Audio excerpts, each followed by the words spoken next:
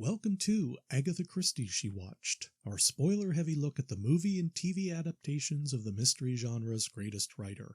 I'm Bill Peschel of Peschel Press, publishers of the annotated novels of Agatha Christie, and today we're talking about drunken chefs, hot and cold running news anchors, 60s-style sexism, and dumping one-night stands.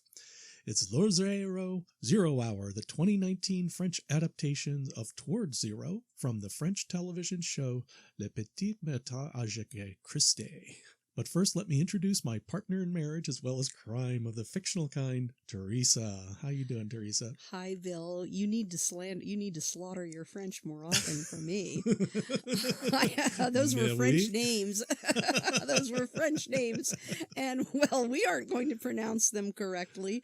And yes, folks, I have a terrible head cold, and you can probably hear it in my voice. And the cold did not enhance the viewing experience of Towards Zero, and all I can say is I have now seen 3 film adaptations of Towards Zero, which is one of Agatha's really outstanding novels. It's one of the few that she used Inspector Battle in. It's really, really a great story. Even though there are various murders taking place, the one that matters is the one that you head towards. You know, all kinds of things have to happen for someone to reach the point where they want to kill someone else. And Agatha foreshadows that literally at the beginning of the book. That's why it's called Towards Zero, and there's a mention of it about the murder that's eventually going to take place, and the rest of the book leads up to it. And that murder does not take place, because that murder is when Neville Strange gets to watch his ex-wife Audrey hung by the crown for murders that he committed and framed her for, and he wants Audrey to hang because she left him. How dare she? I've now seen 3 adaptations of this film.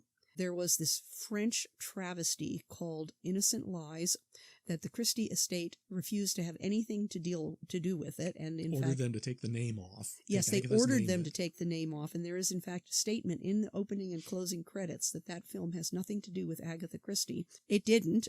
I mean, it was just dreadful, truly dreadful, although the paintings on the walls in that modernistic horror were very nice, if you like that sort of thing. And it did have a few hints of the actual storyline. Then there was the Marple version. Yes, Miss Marple made Towards Zero. ITV Productions filmed that one. And Miss Marple filled in for Superintendent Battle, and it was better than it had any right to be. And it actually followed the storyline fairly closely, considering that Miss Marple filled in for Inspector Battle, and ITV had its way with Agatha, as they always do.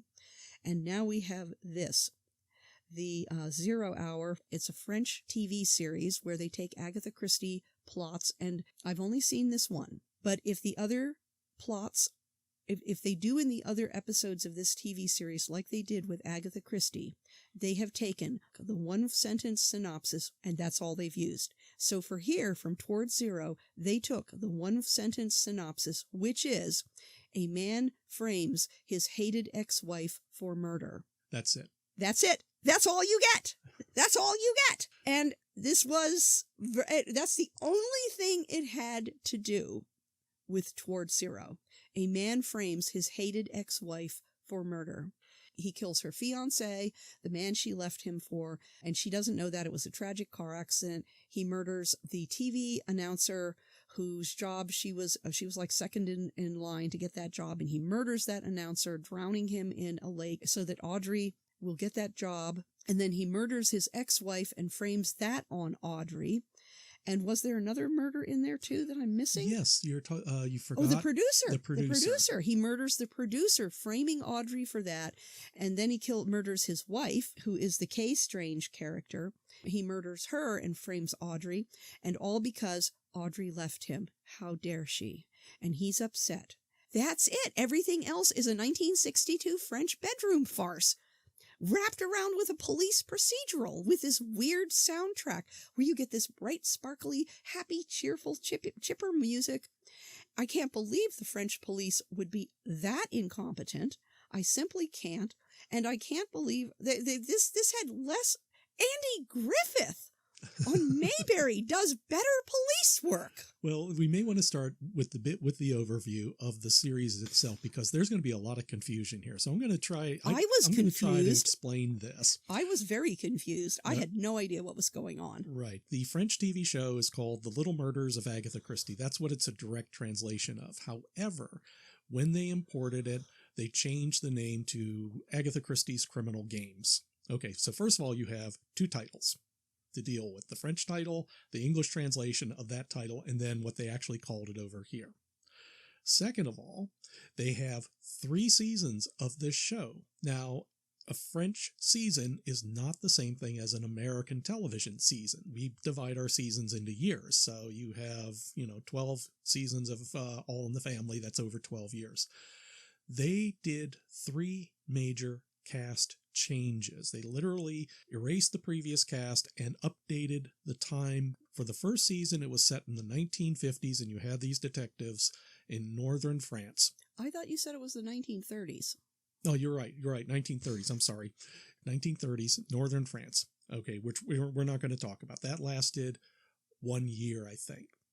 And this is the second season that features the detective, Swan Lawrence, his assistant, who's a Marilyn Monroe lookalike, Marlene Leroy.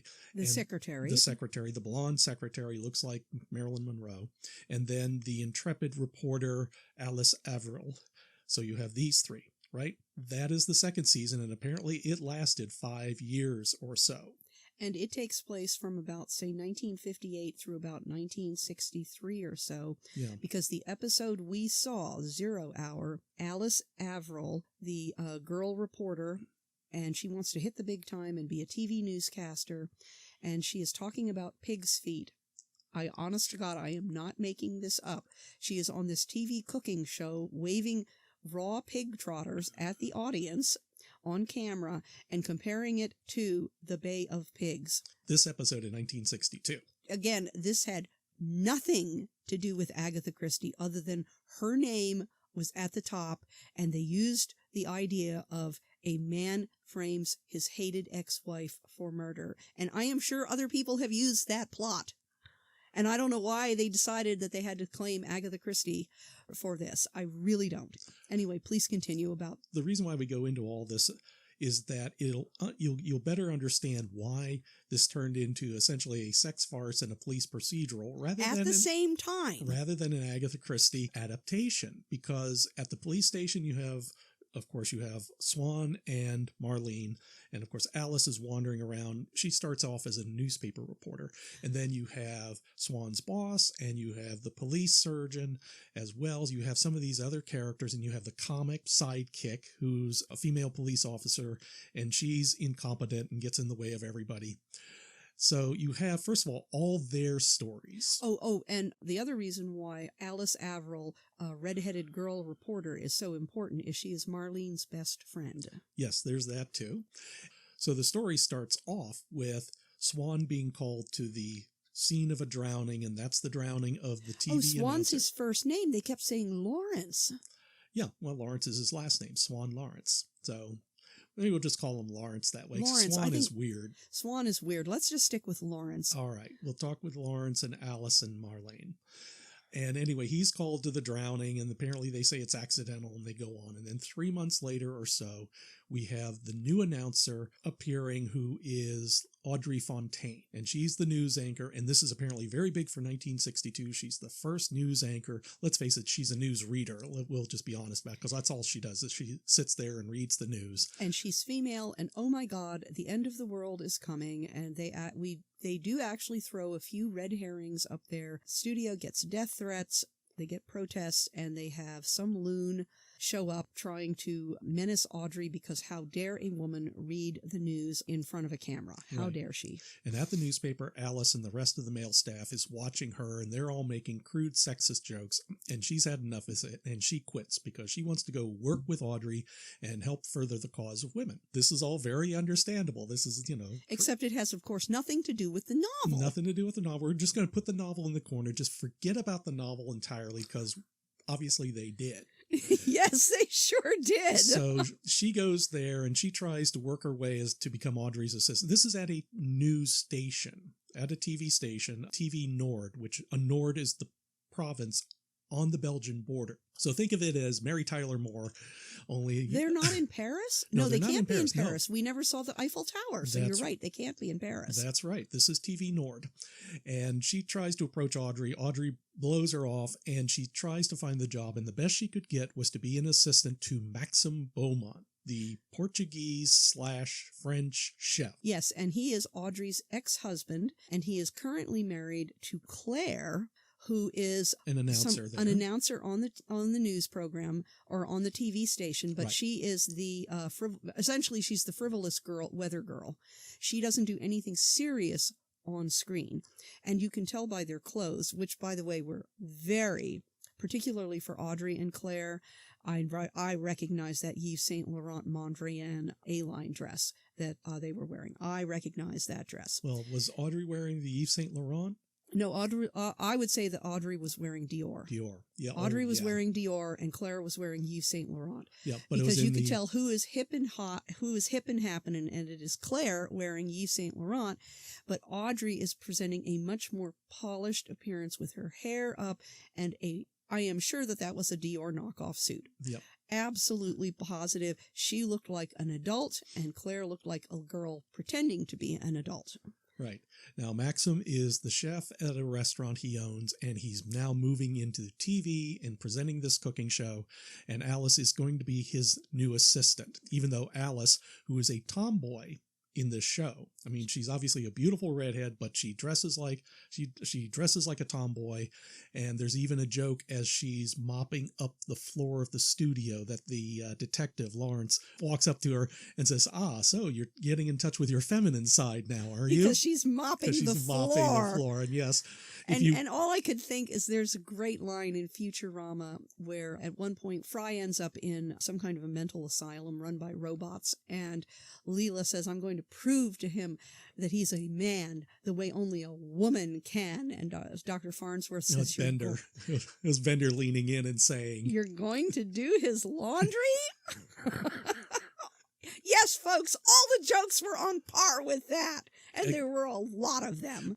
Well, the Futurama jokes were better. That's the difference here. These were just basic. These were just crude. And after a while, I got pretty tired of Lawrence. He was such a jerk. He was a jerk. And I mean, at one point, and this again proving that television is television the world around, he implies that April Averill, perky, cute redhead, is not pretty because she dresses like a lumberjack and swears like a sailor. And she's one of the prettiest women on screen. And you're thinking, you expect me to believe that? I can't believe that. Oh, God. Maxim the chef was hot, I'll agree. But I simply can't buy that he was Marlene's fiancé and left her at the altar. 15 years ago? 15 years, something like 15 years ago. Because Marlene does not look that old. Yeah, in certain light, though, she did seem to look a little bit older, but she had to have been at least 35. Yeah. And then he was married to Audrey for 10 years, and now he's married to Claire, and he is a womanizer, and he starts carrying on with April, who knows, with Alice Averill, who knows that he dumped Marlene at the altar. Alice knows that he was married to Audrey. Alice knows that he is currently married to Claire. Alice knows that he can't keep his hands off of anything female.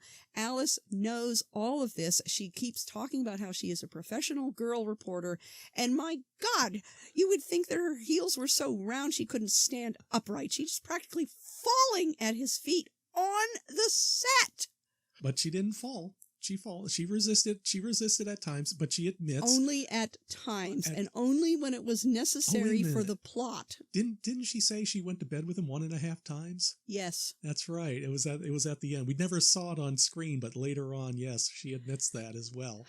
And yeah, because of course you can't possibly see a man you find sexually attractive and think, you're really sexually attractive. I'm going to have great hot dreams tonight, but I'm not going to do anything about it because I'm a professional. Well, My God, these people are completely ruled by their glands. Well, the French. I think that's what I have to do at certain times, is just say, well, they're French. What do you expect? And this plays into the stereotype. Oh my God. There's Lawrence, the police commissioner, inspecting, trying to figure out who is the murderer. And he takes the main suspect, Audrey, home to bed with him. Yep. And then she sends him roses the next day, 24 red roses, to say, thanks, but I'm not doing this again. Well, this was part of the joke, though, because earlier on, Lawrence did the same thing with another woman, and Marlene, the secretary, really objects to this. She thinks it's cruel. It's horrible to have a one-night stand with a woman, or 2 nights, or 3 nights, maybe a hot weekend, and then you send her 24 roses with a note saying, thanks, but I think we should just remain friends. And then I already got what I wanted, you stupid, dumb bimbo.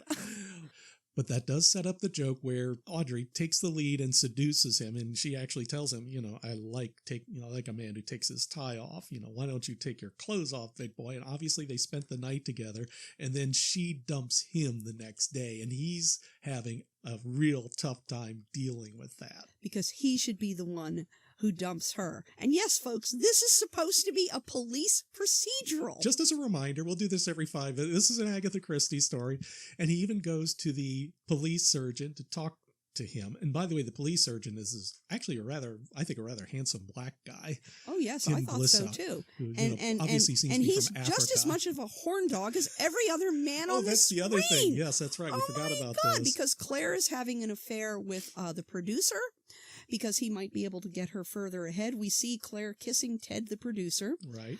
But at the same time, and God knows, you have to get into all of this, there's this subplot that goes on because Marlene hates Maxim.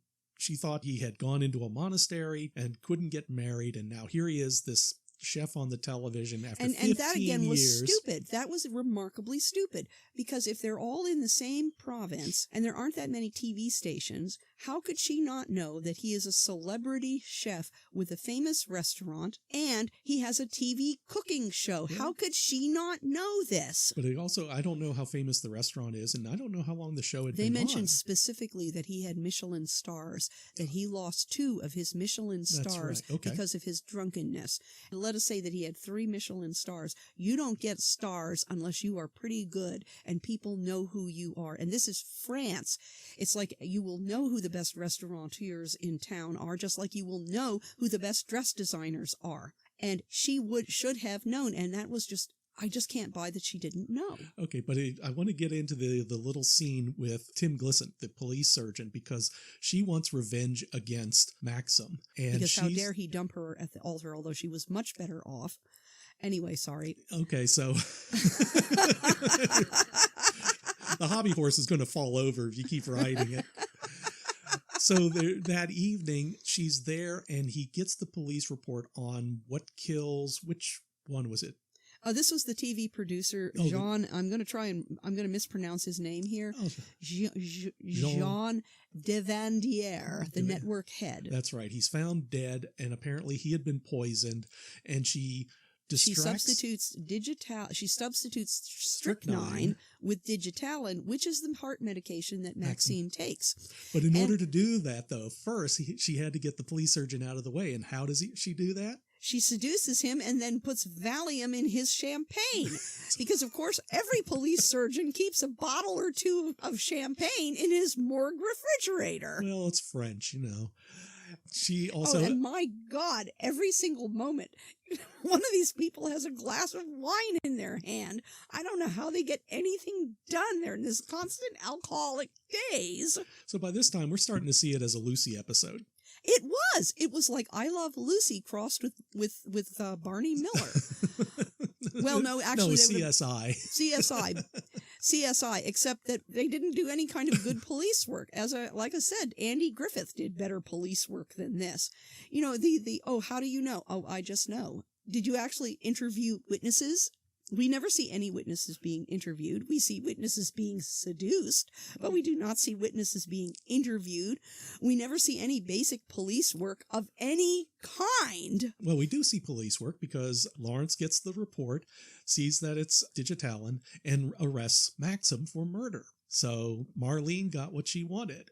And there was no explanation of this either, by the way, because Jean Devandier, the network head, was poisoned with strychnine and then knifed. Well, why would you poison someone with strychnine and then knife them?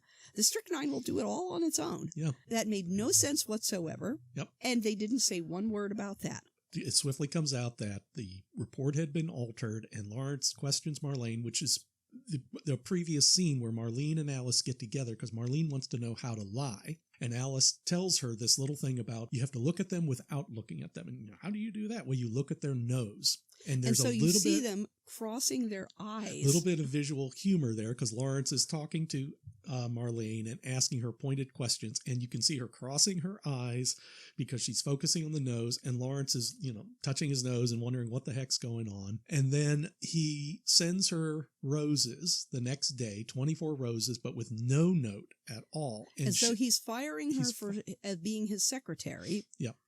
And again, it's not spelled out, but oh my God, he must be firing me. He's sending me roses to get rid of me, just like he's done with all of those other women, as though I'm just a one-night stand, even though I've been his secretary. For a long time. And she moves in with Alice. Although why, if you lose your job, you have to move in with your best friend, I don't quite know. Yes, because she must have had some kind of a flat of her own. Yeah. You just continue living there and you find another job. It's not that difficult, but they're French. That's going to be my go-to line for this whenever we try to explain something. Because there is no explaining it other than they're French. They're French. They're French, you see. Start sounding like Pepe Le Pew. Pepe Le Pew, or else no, not Hercule Poirot. That's Belgian. Belgian. Thank you very much. That's right. And he would be horrified. He would be appalled. We would just try Inspector Clouseau then. So what the hell does happen next? Well, what happens next is various people are murdered. That's right. Maxim gets released because obviously he didn't do it. Yes, and then Claire, who might be an unpleasant bitch, and she's jealous of Audrey, but she gets murdered for basically no discernible reason except that he needs to make sure that Audrey gets blamed for it. And there's also the stalker who shows up and who attacks Audrey in a stairwell. And Audrey, you don't see this happen on camera. And instead, when Inspector Lawrence shows up, whipping the door open to save Audrey, she already has him on the ground, pinned to the ground with her high heel. And I'm thinking, yeah, like that's going to work. Unless he's already unconscious, but he's not unconscious. He's just laying there. Oh. That goes nowhere, too. Yeah, it was just this one little thing brought up, and then they say, well, he couldn't do it. He was in an insane asylum during the murders, and therefore he's not a suspect. So you have that red herring that kind of gets filleted and fried up and served. Maybe with the pig's knuckles. Yeah, it was with the pig's knuckles and the remnants of the plot from Towards Zero, because none of that occurs in the book. It had nothing. It had nothing to do with the novel. Nothing to do. Absolutely nothing. When Claire is murdered, we get this scene in her dressing room, and the camera pans up her legs. Her dress had been, or she was wearing a robe, or her dress had been ripped open. So you get to see her underwear, you get to see her slip, and it goes all the way up to where she's been slashed in her throat. And don't forget, you can see her garters holding up her stockings. Absolutely. And, you're watching this and thinking, this is terrible. I mean, it is and it isn't. It was funny. A lot of this was surprisingly funny. Yeah. But at the same time, this had absolutely nothing to do with any kind of a police procedural TV show. If the French police actually did anything like this, they're the most incompetent police force in the entire universe. And it had nothing to do with Agatha Christie, and I can't understand. And it was this weird mishmash of a bedroom farce. It was a bedroom sex farce with murder. Yeah, because they had to do the stories of the three main characters, Lawrence, Alice, and Marlene. So they had to find a way of putting one of those characters. I've read the summaries of some of the other episodes, and it's always one of them gets caught up in the story proper in some form. Like in this case, it's Alice at the TV station. And I know that you can turn an Agatha Christie into a police procedural, because I have now seen 3 of them. Sparkling Cyanide in 2003 was, until they snatched defeat from the jaws of victory at the ending, was a surprisingly successful police procedural, and that novel was never that way. And we saw 2 Japanese police procedurals with The Mirror Crack, which they took Miss Marple out completely and replaced her with the Japanese super detective, and that worked as a police procedural. And then the same detective solved And Then There Were None, again as a police procedural, and it worked. And these were policemen. You saw policemen actually doing police work. And we didn't know anything about their personal lives. We didn't care. I think Sparkling Cyanide had a little bit with the couple, but it was very minimal. And that allowed time to focus on the investigation and on the characters in the story proper. And they were doing actual investigative work. Here, when your investigative work consists of seducing the suspect, the main suspect, and basically just sitting around and accusing other people of doing it as well and watching their response. There was no clue as far as how they figured this out, except I think after you kill 4 people, you only have like 3 cast members. You only had 2 characters left. It just didn't make any sense. Now, if you don't expect it to make any sense, and if you completely wipe Agatha Christie from your mind, you'll probably enjoy it. Which reminds me, when the story opens up with the drowning, I think, of Lewis, Roger Fosher. Yes, he's Roger the Fosher. original... He was the original newscaster. And then most of the way through, we get a visit from his son, who shows up suddenly at the police station and tells Lawrence he would never go out there. He doesn't like fishing. He's afraid of the water.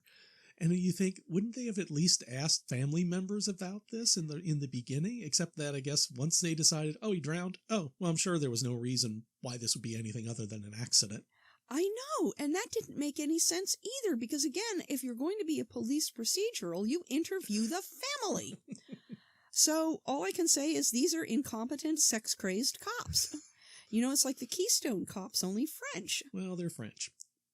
But we're not supposed to be taunting the French like this, but when their own television productions from 2019 show them as sex-crazed maniacs, what are we supposed to say? Who do not know how to do basic police work like interviewing the family or the witnesses properly. Now, what are you supposed to say? But if this was meant as a farce, if this was an actual farcical type of show, well, that's one thing. But it keeps bounding back and forth between farce and serious murder. Yeah, and again, that didn't make any sense. One thing that had crossed my mind, and I brought this up with Bill last night when we were watching the film, the reason why I chose this particular one, because I really didn't want to sit down and watch dozens of French TV shows. I really didn't. Well, we had to start somewhere.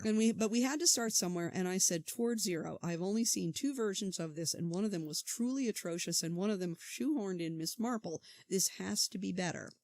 Well, I was wrong. But I chose this one out of order, and now I wonder if I watched the first episode, if maybe I would have understood better who these characters were, because the first episode would introduce me to the characters, and then I would start seeing them solve murders, kind of like, well, that's how you do it in American TV. But maybe not. I don't know. Maybe they just plunge you right in, and you just have to run with it. I suspect that's what it's going to be, because these characters don't really have an arc so much. The only thing that there is that Marlene is in love with Lawrence, and Lawrence doesn't recognize it, even though she's an amazingly beautiful blonde secretary who hangs around you all the time. And who is apparently reasonably competent as a secretary, I'm guessing. Yeah, she does have that fluffy, bubble-headed type of attitude, but there's nothing else that says, she does have a head on her shoulders. You just have to look behind the voice and the beauty to see, yeah, she's got a brain. She reminded me of Audrey in Little Shop of Horrors, actually. The way she was dressed in the bouffant blonde hair. Oh, yes, good call. Yes, absolutely. That's, think of that. She's more competent than she looks. Much more competent than she looks. But it was, I don't know. I mean, I do want to go, now I want to watch the first episode in this series. This is series 2, because there's also series 3 where they leap forward in time with a new cast, apparently in the 1970s. And it looks like the 70s, like we would imagine the 70s to be, even though It's French. It's French, so it'll be different. Well, it'll be different, but I'm thinking more of the fact that the 70s didn't really become the 70s until like the mid-70s. We tend to think in decades, but that's too discrete because it's like the 80s didn't really start in 1980 because you actually kind of have this bleed-through transition where you can still see disco, but then you're also seeing Gary Numan and the Cars and some of the original New Wave. You know, in Cars, dun, dun, dun. The synthesizers coming in. I'll show you the video. Gary Numan's New Wave Army. Okay. I have no idea what you're talking about. Well, there are some songs that I want to say the Clash, not the Clash. I'm sorry, the Knack. My Sharona. You remember My Sharona? My. Dun, dun, yes, dun, I do recall that vaguely. That was 1979, but it wasn't the 70s. So you get this kind of bleed through. So when I say that the 70s version of the Little Murders of Agatha Christie is they're going to dress it like absolute everything 70s, even though you're really was going to be bits of the 60s in the middle of that. Oh yeah, but yeah, you're right. It's a different show, different cast, different and dynamics. God only knows. We will have to watch one from each of the seasons if we can get them. If we can get them with subtitles from the 1930s, from the early 60s, and one from the 70s, if we can get them, right. Just to see if any of the scripts ever pay any attention to Agatha Christie other than the one-sentence synopsis. Yeah. They didn't do one for the 40s, did they? I can't imagine why they didn't do one for the 40s. I can imagine why they didn't do one for the 40s. Overrun with the Nazis? Not enough Nazi uniforms at French television? Possibly. They're not going to do that. They're not going to do that decade. It just isn't going to happen. All right, but let me ask the question then, the big question as far as, would you recommend this? If you want something completely different, sure. Just wipe all thought of Agatha Christie from your mind.